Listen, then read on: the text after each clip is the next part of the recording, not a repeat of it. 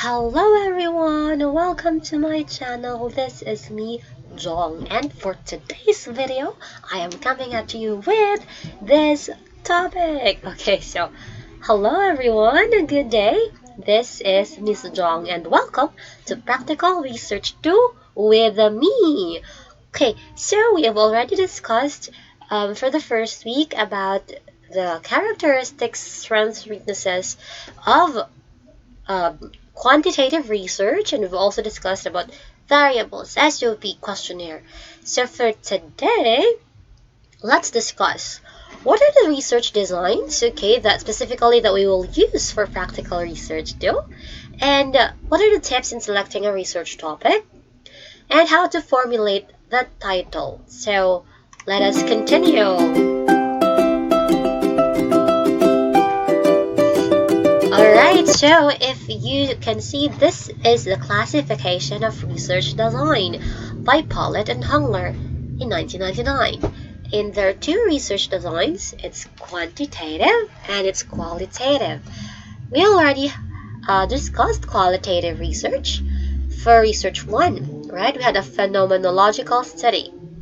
So for research 2, we have quantitative design. So quantitative has two parts.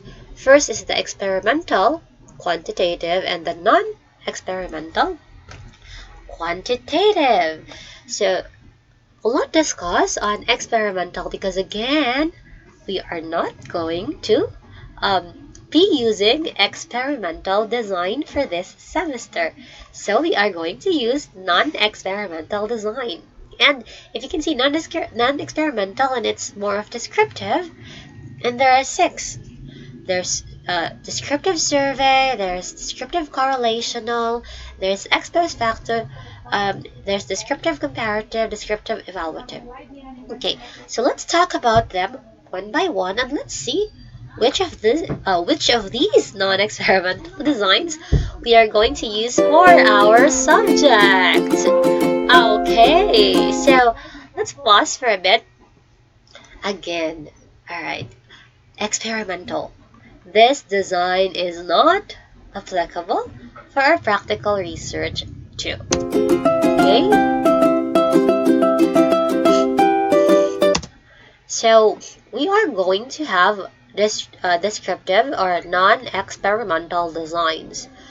Main purpose is to observe, describe, report a certain phenomenon, and variables are measured as they occur, and there is no manipulation of variable. Okay, dili man tayo manipulate, dili man ta tao nga manipulate og laing tao. Oh, chara, karyawan. Okay, so that's non-experimental designs. Alright, so if you can see here now, kinds of non-experimental descriptive research designs. Survey, research, correlational design, ex post facto, or causal-comparative. So from now on, we can just refer as causal-comparative para di ka malibog sa ng ex post facto. So, ayun na lang na ilisira imong kagalingan. So, causal-comparative, we have comparative, and we have evaluative. Alright, let's discuss them.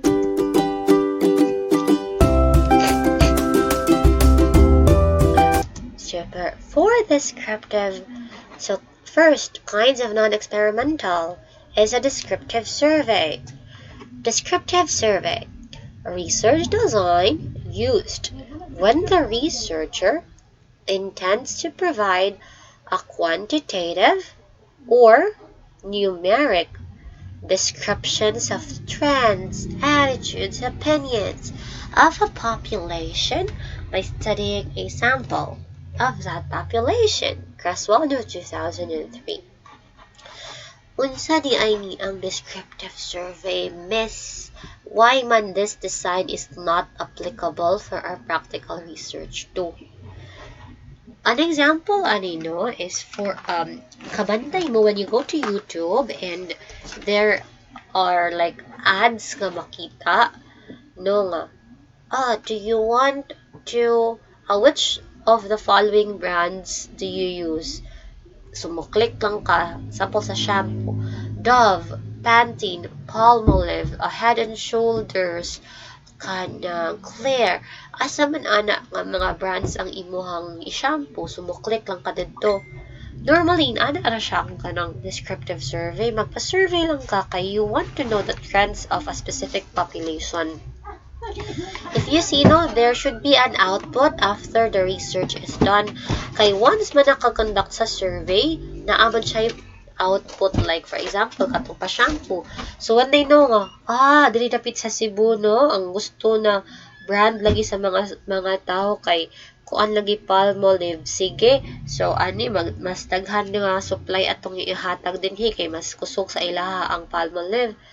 So kana na siya pa output, and then di siya applicable nato kay dili man ta magpa-survey para naatay output after. Okay, we're not dili na siya mao ang ato ang purpose sa pag-conduct sa research. Ergo, dili ni siya applicable ang descriptive design. So, let's have correlational. So, sa correlational design, now this is applicable for practical research too. Okay, this design is used to determine the relationship between variables without looking into the cause. Again, it only establishes mere association and not causal relationships.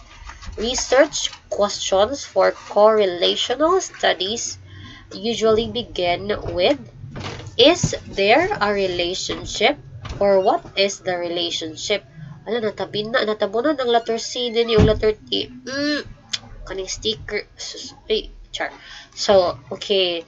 Anyway, let's continue. So, correlation, relationship. Okay, so wala imuhang temanan. So, if kaniyang design nga gamiton, mangutana ta, naabay relationship, naabay relasyon, nga suod man kaayo mo unya, naabay yung relasyon, agay kadera. So, kung mo na yung pangutana, bes, hala, sige, pag-research about that, correlational ang imuhang i-research na. Kay para mabalaan mo kung ang ikaw as variable o ang imuhang ka-charger nga variable kung naabay yung relasyon. Diba ako na katawa sa self. Okay. So, you ask. Okay, so let's continue no because there are two types man. Okay, so if you see correlational, ana siya descriptive nga correlational, okay, or simple, plain correlational, and then ay predictive nga correlational. So, there are two types di ay.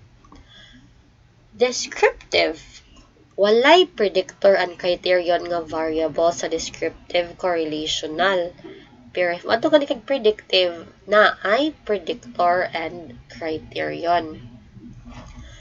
So sa descriptive correlational, no, it looks for the strength or magnitude and direction of the relationship of the variables. So, and then describes the relationship among these variables. So, ang kaning correlational descriptive, no, it looks if unsa man ang kanang magnitude sa relationship between the two variables. So, di ba, if makita sa questions, no, is there a positive relationship? Is negative relationship? Slight relationship? Or no relationship at all. So, muna siya yung mga kanang guiding questions sa kaning research design. If one variable increases, does the other variable increase too? And what is the direction of this relationship? So, ang sa descriptive nga correlational, nangutana na siya nga kung kani siya nga variable musaka basad ni kanang unsay kanang strength ani ilang relationship, kanang naabay direction, naabay padulngan nga sweet kining duha, naabay padulngan kanang naabay jud may relasyon or wala, hala. So mao na siya pag relational na dayon dear haron imuha jung may bal-an naabay jud ka may relasyon ug naabay jud direction, no, or char-char jud siya napitaan sa naman jud ni. Okay, so, alright, so let's have predictive correlational. So, predict the relationships between the variables. The purpose is to predict the value of one variable based on the values obtained for other variables. The variable to be predicted is the criterion, and other variables are predictor. Okay? So, kinsa ganito ang mo-create sa change? Si predictor. O si tawag sa mga ma-change? Si criterion. Attempts to predict the level of the criterion based from the measured values of the predictor. Okay, so, kanang to be more, specific, sige na, mahatag tang mga examples, ani nila. So, let's have, excuse me. Okay. So, correlational. So, kaning if, like, sa example, descriptive correlational. Okay, in a study about the length of preparation for exams and test scores obtained, okay, so one of the following can be used as your specific question sa SOP. So, sa kaning tulo, pwede na usani kay parihara man ni sila mga relationship man ni siya ang kuan. Diba? Kanang iya mga main questions. So, like, number 1, number 2, number 3, nagutan na siya na kay relationship ang preparation sa exams o sa test scores. Okay? So, kana, you can use that. No? And then, if ever man gani, kanang you use descriptive correlational niya, mag-SOP questions na pwede ra imong question number 1 kay kanang what is the level of preparation for exams of the test takers. Number 2, what are the actual scores of the test takers for the exam? Okay? The number 3 mo na to nga, is there a relationship between the performance, okay, of kaning test taker, okay, to that ingana. So, you can use that. Let's have predictive. In a study about the personality traits and the self-esteem of adolescents, these questions kay magamit ni siya sa SOP. So, number 1, what is the personality trait of the students? Okay, so unsa man ang personality nila kay naumao man na imong first major variable ang personality trait. Number 2, what is the level of self-esteem of the students? Number 2, mao man na imong second variable, self-esteem. So, kaning number 1 and number 2, these are factor isolating questions. Di mo ni siyang questions nga dapat na sa SOP ninyo, di ba? Kaya nag-discuss naman ta ng factor isolating. And number 3, which of the personality traits significantly predict the level of self-esteem of the respondents? Okay? So, number 3, this is factor relating question. And again, na-discuss na ta na. Yeah. If kabantay mo, normally basta sa factor relating question, if predictive ang study, kasagaran, gid na significantly predict. Okay. Miss, if kani siya, miss, can we use this as descriptive nga correlational? Kanang gusto lang mabalaan sa ilang duha ka sa relationship between the two, dili mi ganahan nga kanang mugamit og predictive. Pwede ra jud niya ang inyong questions same ra. What is the personality trait? What is the level?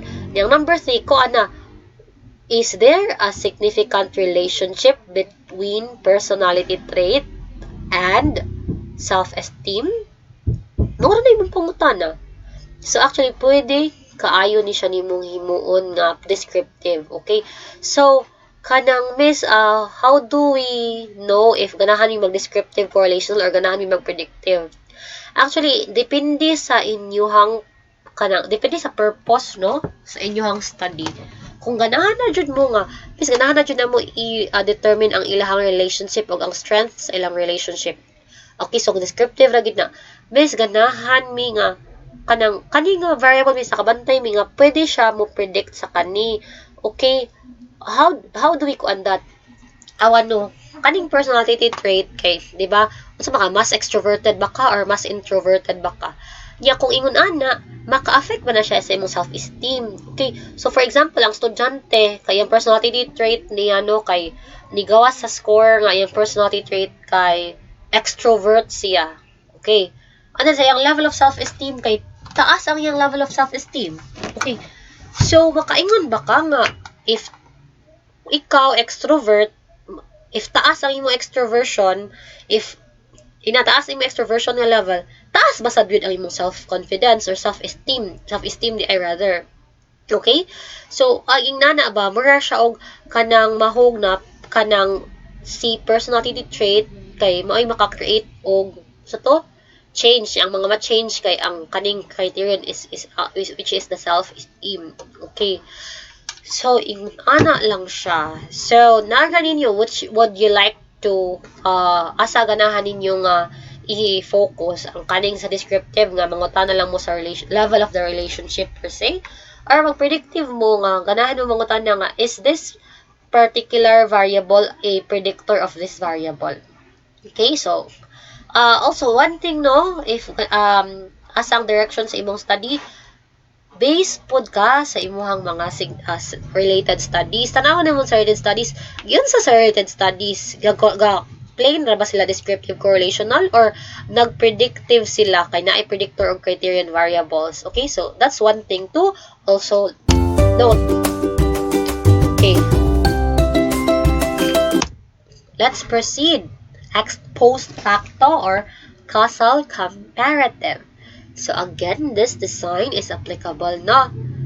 This is used to investigate causal relationships. Okay, kung na ba diba? Causal. They examine whether one or more pre-existing condition could possibly have caused subsequent differences in groups or subjects. Alright. Okay ha. This design attempts to discover the cause. Okay. But this cause, take note, already occurred. Okay. Before the conduct of the study. Alright. This causal relationship is not as strong as the one established in quasi-experimental or pure experimental studies. Okay. Yeah. Let's take a look at examples para masabtan unsa dinhi ang causal comparative.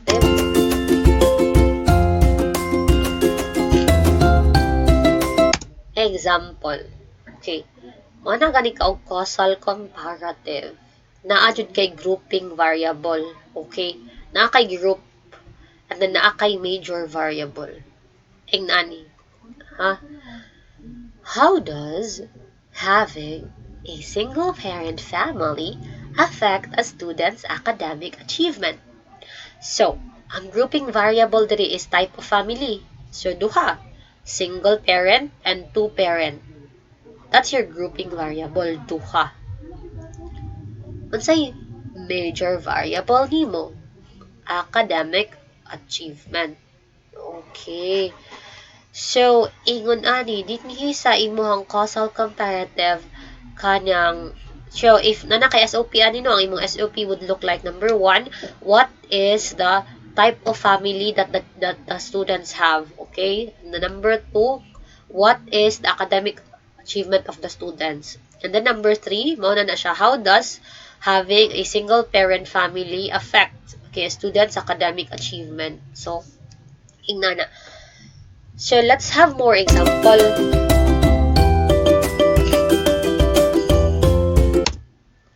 Okay, a researcher measured the mathematical reasoning ability of young children who had enrolled in Montessori schools and compared the scores with a group of similar children who had not been to Montessori school.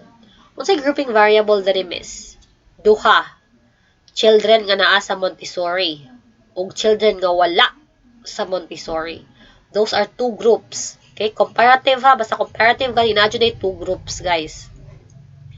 Tapos unsa man ang iyang major variable ani, miss? Mathematical reasoning ability of children. Okay. So, imuhang gitan-aw kinsa may mas maayo og mathematical reasoning ability. Kini ba nga children nga naay na-enroll sa Montessori or kini ba children nga wala? Example na no? Next, a researcher measured the frequency of students' misbehavior at schools which use corporal punishment. Okay? And compare that sa schools nga did not use. Again, unsay grouping derive, unsay grouping variable. So, duha ang compare nato. Duha. Schools nga naay corporal punishment o schools nga walay corporal punishment. Unsay major variable. Frequency of students' misbehavior. Okay, nagtan-aw ka ana. So, asa man kahay mas na badlungon kaning naay corporal or wala. Then, imong gitan-aw. Gi-measure nimo.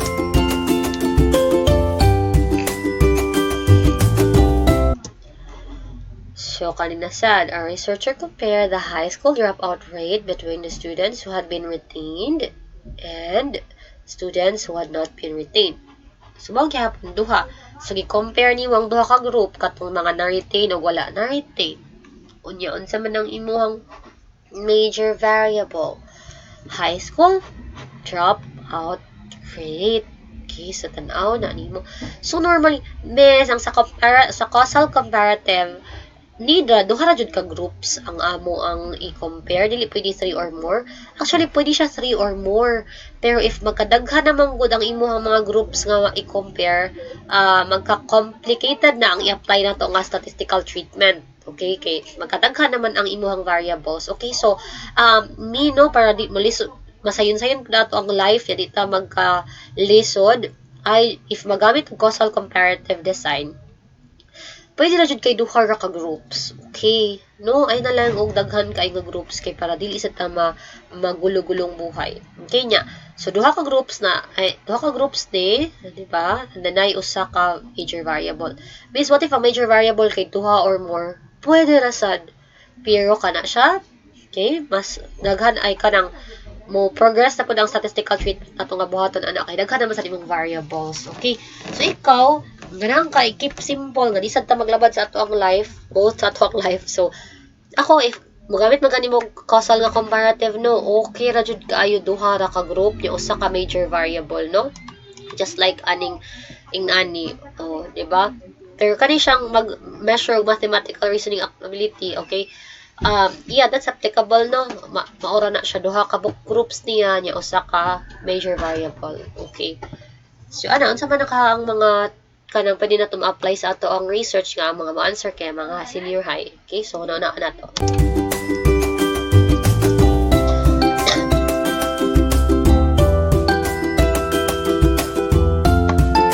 Okay. Descriptive comparative. So, unsay difference sa kaning causal comparative? Ang sa causal comparative, more nangita ka sa probable nga cause. Okay, so for example, katong sa kanang dropout rate, asa man atong mas naay mo contribute og dropout, ang na-retain or wala. Asa ang rason. Pero kung ana gani kang descriptive comparative, nag-compare lang ka, wala kayo siya deeper reason gani. Okay? Pero ma-apply na gid nimo. For example, no, kani siya dinhi is gi-measure nimo ang gender difference towards math. Sa female, unsa ilang attitude o sa male. And then maura, nabay significant difference ang ilahang kanang attitude towards mathematics, and that's it. Okay. So actually, if you use descriptive comparative no nya, gender difference, pwede raman siya. However, kanang make sure lang na ang inyong rational ani kay kanang ma-explain og tarong ngano man ibe. For example, mga tanan na ini ka defense, not oral defense. Ngano man jud imo i-compare ang male o female sa attitude towards mathematics. Unsa day mong points yung research. Okay, kaya ang hitabo mong good before, kasagaran nga studies kay kanira ilaha comparative. Simple lang ang comparative, nag-compare sila male and female niya. Inig OD mayabo kay dili man sila maka-defend nganong inyo man nagi-compare ang male ug female unsa man inyong basis unya wala day kay sila basis kay maura lagi sa yun. Okay, So, ano, if kamo maka-back up mo nga, kaning male o female, magi-compare kay, kani siya nga, kanang, according to this studying, ani ang mga, ni findings niya, kami gusto na mo find out ang ani pod ba. So, kana siguro, og naadjud mo kana maka-back up sa inyong kanang research, pero if wala, I do not encourage to use descriptive comparative. So, let's continue. Kani siya evaluative, again, this is not applicable. Mura di siya kato ganing mag-evaluate mo sa faculty. Inana siya mo na evaluative survey. Okay? So, dili siya applicable.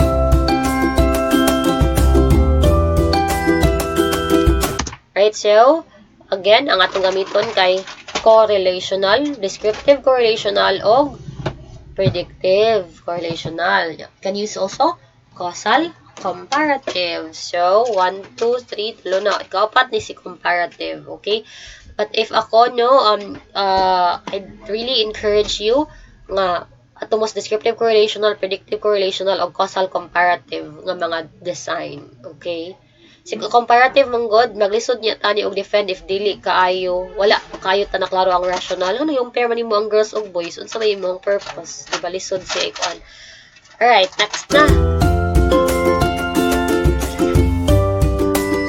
Okay, so in selecting a research topic, okay, so you have to put in mind, right, that it's your general area of interest, like to pursue, and topic should be interesting and useful as well.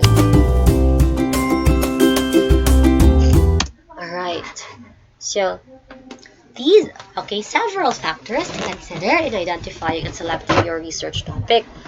Number 1, relevance. Okay, it should be relevant to our time now.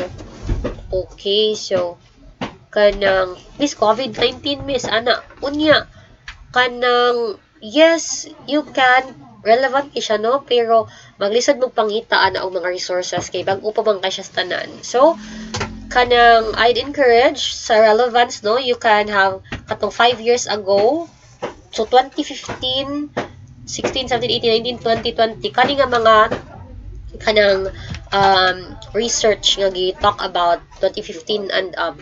Okay, kana siya. Kay daghan man mo makita pod nga mga resources ana, at the same time relevant paghapon siya sa time nowadays. Okay?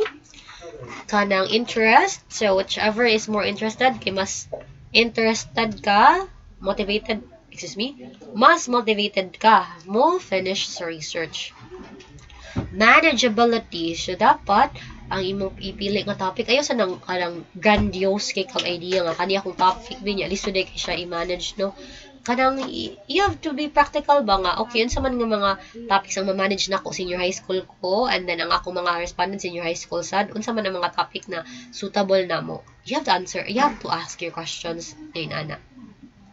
Unsa mga available resources nako, if gani ako ang kanang gusto i-pursue nga topic, naaba koy kanang ingani nga mga resources to finish this topic. Okay, dili ba nga ala kani siya dapat inani. So consider sa dun sa may mga naanak ko para mahuman akong research. Okay, always consider that as well.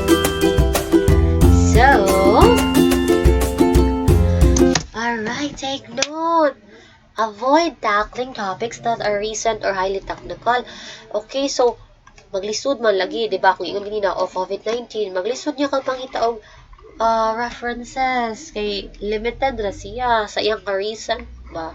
Okay? Muna siya nga, mas maayo kat mga topics na still ongoing from 5 years ago. Inana, para na akay kuan. Refrain from using sensitive and controversial topics that may offend certain groups of people. Okay? Again, apply yun. Ethical considerations in doing research.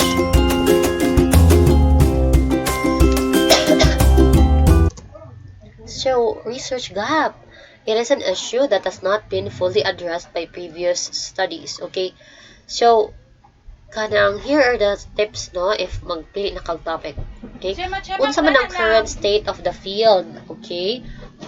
What is the current state of the field sa kana nga topic? So, unsa man ang magipahiskutan? Alright. Then current and conventional practices in addressing the issue, or how are other researchers kanang discussing this issue and how they are addressing the issue.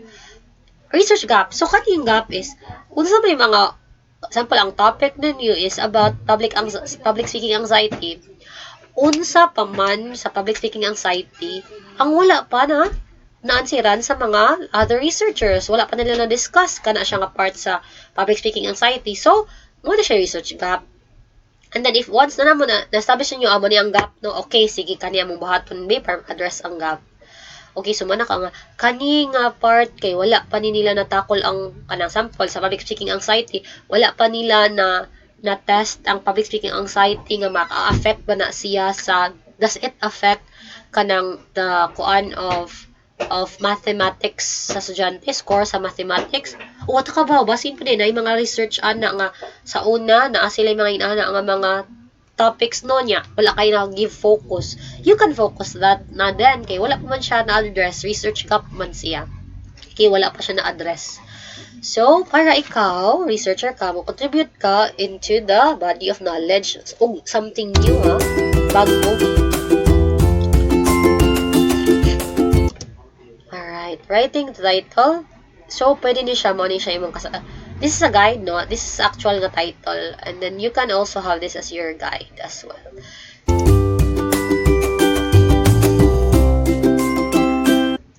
Okay, avoid exercise and weight is too general. Do not use abbreviation and indicate kani siya kanang ayon na lang kini ninyo i-mind ang independent ug dependent variables sa kanili man ta mag-experimental.